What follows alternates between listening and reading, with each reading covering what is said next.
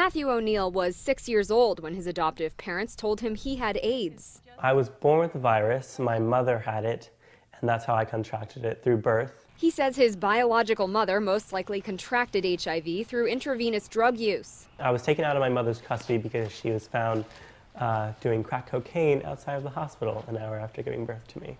Diane O'Neill was a nurse at that hospital. She took Matthew under her wing, first as his foster mother and eventually as his adoptive mother. Friends and family thought I was quite mad. They thought I'd signed my death warrant. I wasn't supposed to live till 2. I wasn't supposed to live till 4, 6, 8, and eventually they decided to give up because I wasn't getting sick. Now at almost 18, Matthew is a high school graduate and plans to start community college in the fall. Oh, I'm proud of you. Now that I'm about to go to college and everyone won't know, it's scary to think of the conversations that I'll have to have and the rejection that I'll have to face.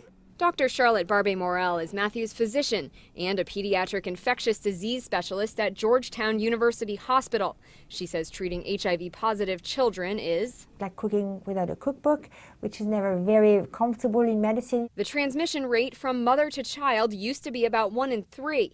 Now with improved treatment methods, it's less than 5%.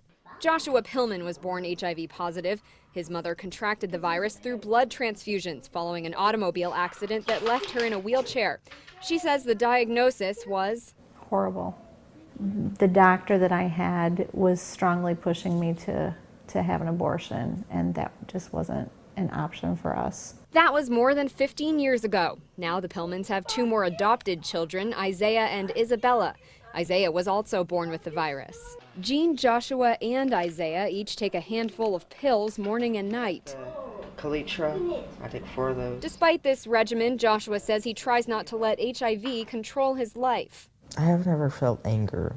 Specialists say it's difficult to determine what the life expectancy is for those who are born with the virus. We don't know exactly how it's going to map out for them to have been on medication for so many years. But Joshua and Matthew both say they're looking toward the future. I feel very optimistic. I'm not going anywhere. I got a lot to do. For UPI.com, I'm Melissa Hinkle.